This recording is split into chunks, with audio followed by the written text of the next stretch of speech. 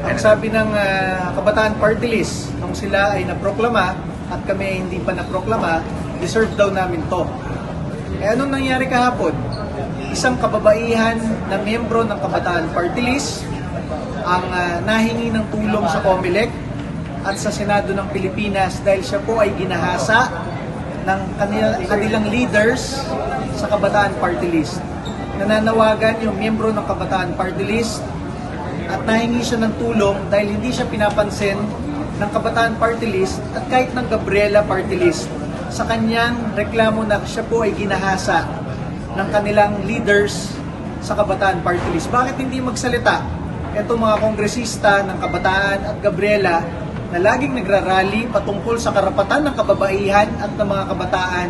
Bakit nung mismong miyembro ninyo ang ginahasa ng kapwa ninyong miyembro, hindi kayo makapagsalita ngayon? Yan ang harapin ninyo. Dahil kapag hindi nyo hinarap yan, kasinungalingan at pagiging ipokrito yung pagrarally ninyo patungkol sa karapatang pantao at karapatan ng mga kababaihan at kabataan. Dahil yung mismong miyembro ninyo ayaw nyong tulungan dahil ginahasa ng kapwa ninyong miyembro.